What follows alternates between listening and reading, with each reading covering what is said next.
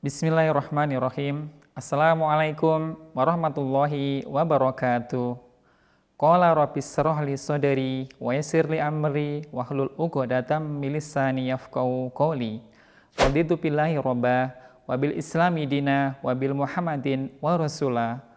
Asyhadu an la ilaha illallah wahdahu la syarikalah wa asyhadu anna muhammadan abduhu wa rasuluh. Rasulullah sallallahu alaihi wasallam bersabda, "Thalabul ilmi fardhatun ala kulli muslim." Menuntut ilmu hukumnya wajib bagi setiap muslim. Hadis riwayat Ibnu Majah. Saudaraku, sahabat Quran yang semoga dirahmatin Allah Subhanahu wa taala. Setiap kita sebagai seorang muslim, baik muslimah laki-laki maupun perempuan, Allah mewajibkan agar kita menuntut ilmu agama. Dan di antara ilmu yang wajib kita pelajari adalah belajar Al-Quran. Belajar Al-Quran adalah bagian dari ilmu syar'i yang disunahkan, yang ditekankan, yang diwajibkan bagi kita sebagai seorang muslim. Sahabat Quran yang semoga dirahmatin Allah SWT, seseorang ketika membaca Al-Quran wajib memperhatikan beberapa hal terkait kaidah yang harus dipahami, dimengerti, dan dipelajari.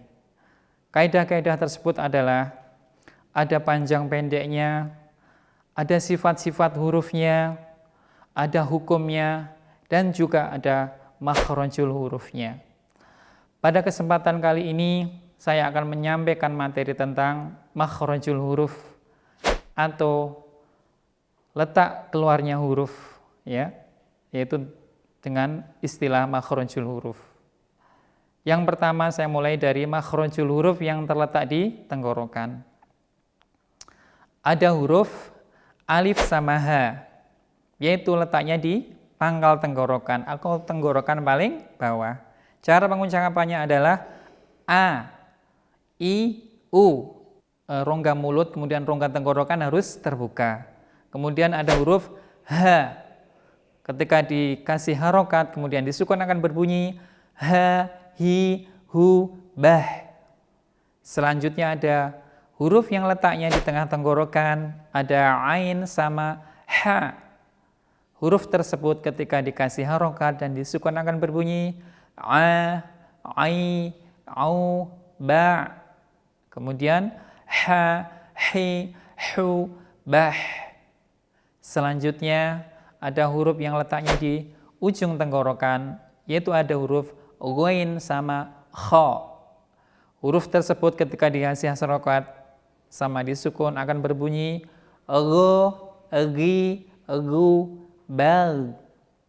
Kemudian kha, khi, khu, bah. Itulah huruf-huruf yang ada di tenggorokan. Kemudian ada huruf yang letaknya di pangkal lidah paling belakang. Ada huruf qaf. Ketika huruf tersebut dikasih harokat dan sukun akan berbunyi qa, qi, qu, baqa.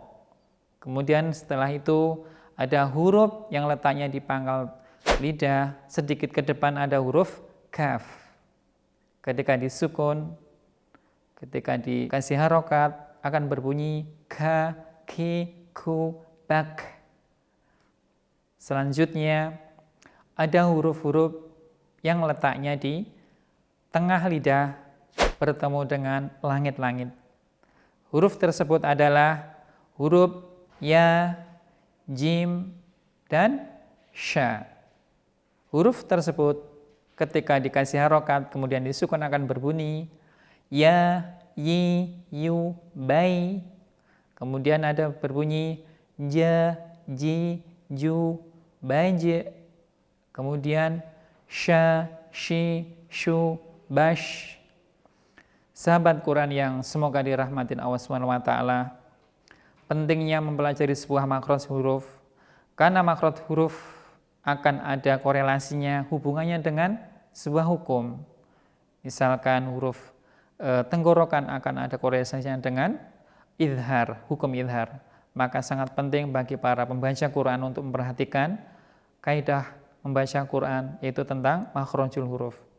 Kemudian setelah itu ada huruf yang posisinya ujung lidah pada posisi gusi atas, yaitu huruf to, da, tha.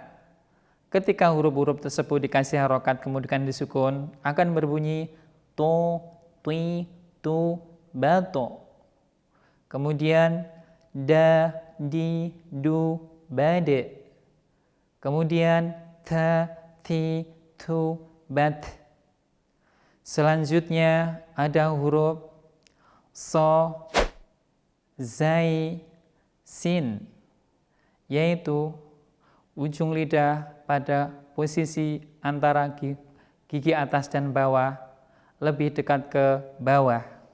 Ketika huruf-huruf tersebut dikasih harokat dan disukun akan berbunyi so, si, su, bas.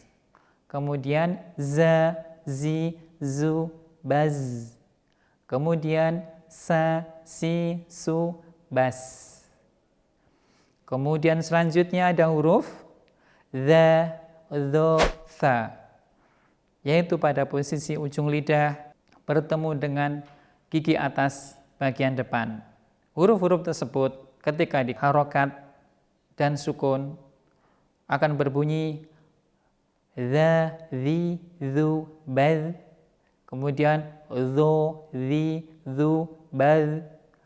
Kemudian ada tha, thi, thu, baz. Sahabat Quran yang saya cintai, yang dimuliakan oleh Allah Subhanahu wa taala. Kemudian selanjutnya ada huruf mo yang makrotnya adalah sisi lidah bertemu dengan geraham atas. Huruf tersebut ketika dikasih harokat kemudian disukun akan berbunyi lo, li, lu, bal. Selanjutnya ada huruf lam, yaitu ujung sisi lidah setelah huruf lode. Ketika dikasih harokat kemudian disukun akan berbunyi la, li, lu, bal. Selanjutnya ada huruf nun, ujung lidah setelah huruf lam. Ketika huruf nun dikasih harokat kemudian disukun akan berbunyi na, ni, nu, ban. Selanjutnya ada huruf ro, yaitu ujung lidah setelah huruf nun. Huruf ro ketika dikasih harokat kemudian disukun akan berbunyi ro, ri, ru, baru. Sahabat Quran rahimakumullah, saya lanjutkan materi makhrajul huruf. Kemudian ada huruf fa, yaitu ujung gigi atas bertemu dengan bibir bawah bagian dalam.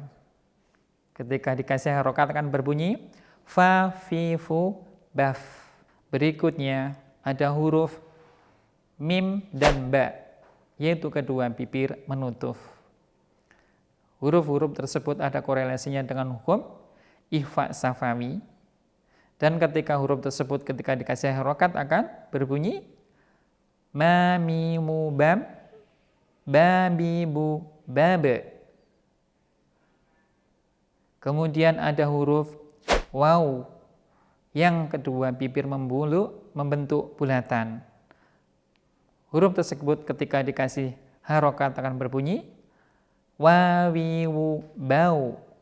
Kemudian ada huruf al-gunah, yaitu di rongga hidung. Contohnya may ya'mal.